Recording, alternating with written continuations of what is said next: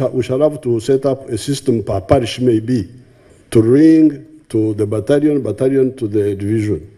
The President also discussed with leaders from the Lango sub-region a wide range of issues pertaining to the development of their area and some challenges they face, of which he pledged to sort out some of them. The soldiers walking on foot may not follow immediately at night because of fearing ambushes.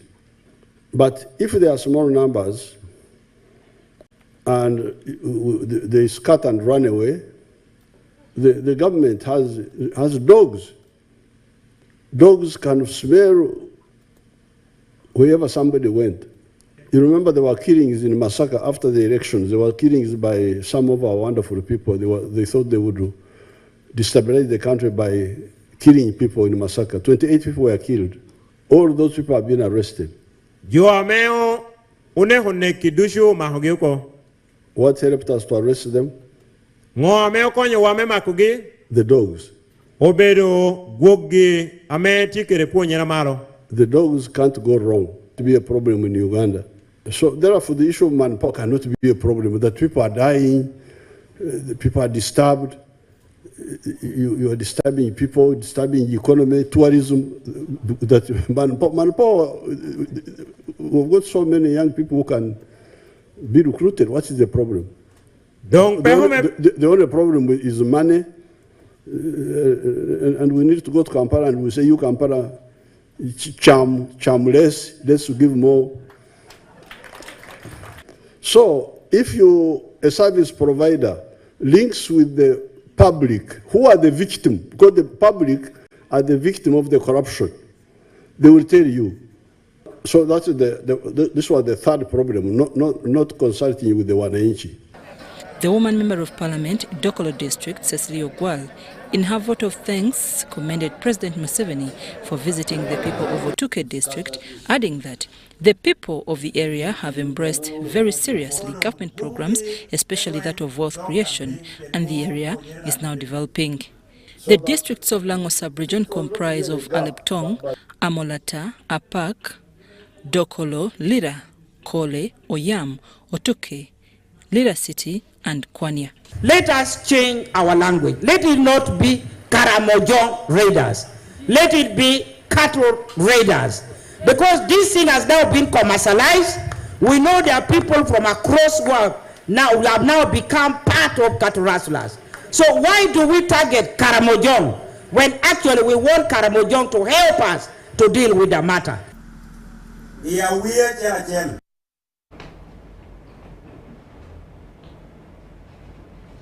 Now, the continuous increase of floods recently has seen property destroyed, roads damaged and people displaced. Experts have warned that the country will continue to experience more flooding should the government not hasten to protect catchment areas that act as water absorbers to prevent flooding. Now, our reporter Saddam Mubali has more. Experts have warned that the country is yet to experience more disasters if the government does not hasten climate change mitigation programs to curb the increasing cases of encroachments to the country's ecosystems. If you check the rate at which wetlands are going, if it is not checked, then I think we shall be in a total disaster. Floods in different regions of the country have seen properties destroyed, road infrastructures damaged, and people displaced. These environmental challenges we are having in the country, when you go and tell NEMA, please, they are dumping Maram in Rutembe wetland. The rice projects around Rukaya, eating all northwestern shores of Lake Victoria, are going to cause a problem in the near future.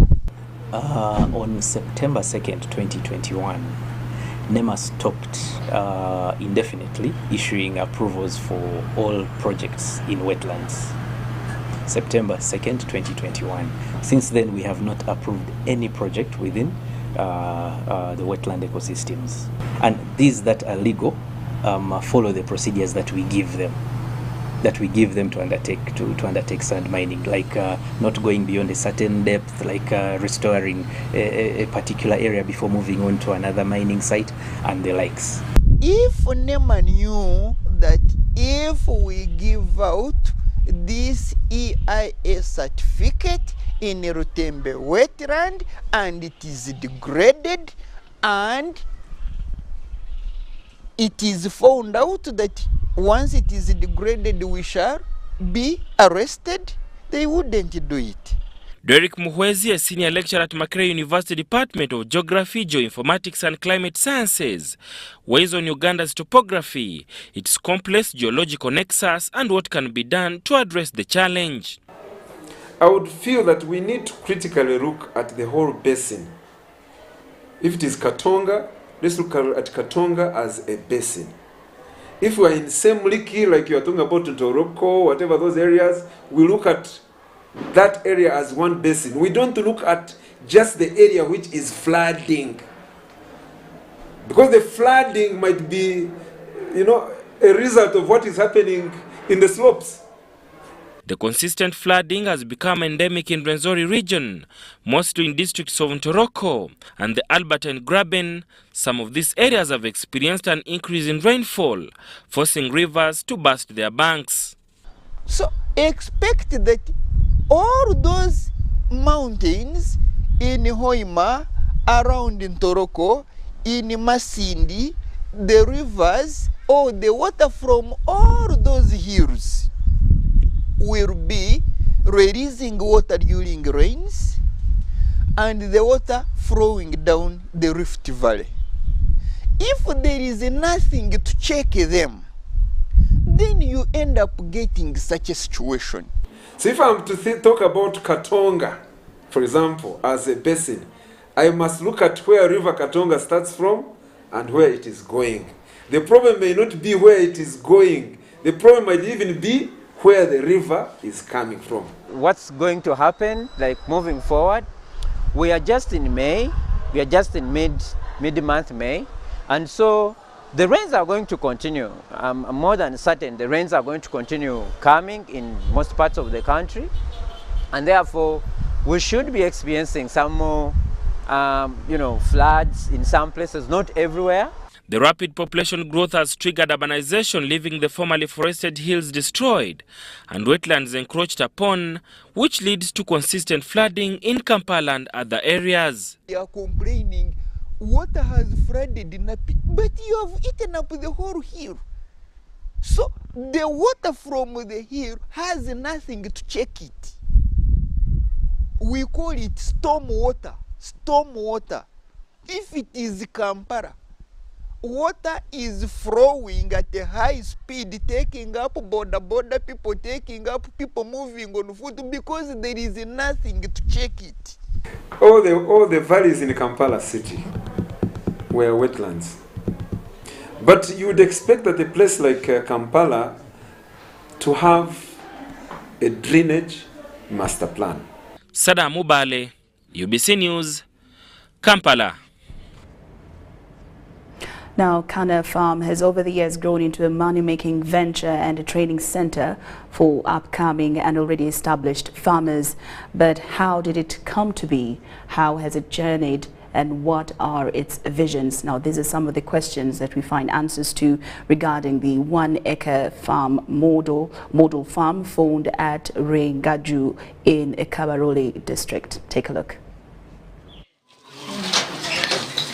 Kana Farm is a 1.2 acre piece of land which is housing 3 economic activities. It's actually a 1 acre model project.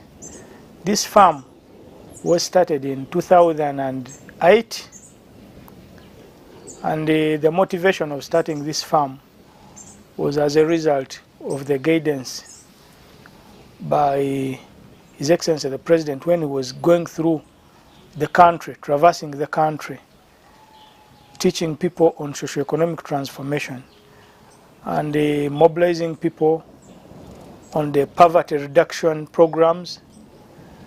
And he had the message he was carrying on with him of the 4-acre model, that farmers can get out of poverty.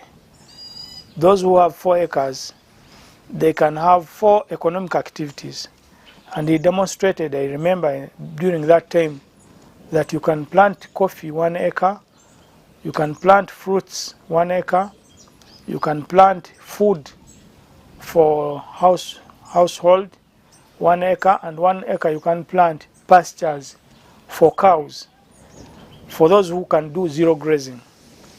During that time, I was a young man, and I was in youth councils. I did not have the land. My parents had died when I was 13 years old. We didn't have the 4 acres. So I said, what do we do? Because His Excellency the President was coming up with very good mathematics of how one can make money. It was so motivating, but we didn't have the land. We had only 1 acre piece of land, which was left by our father. So I said, what do we do? He said, now, after 2 months, we pondered on what we can do. We said, no, let us start with whatever we can on this small piece of land.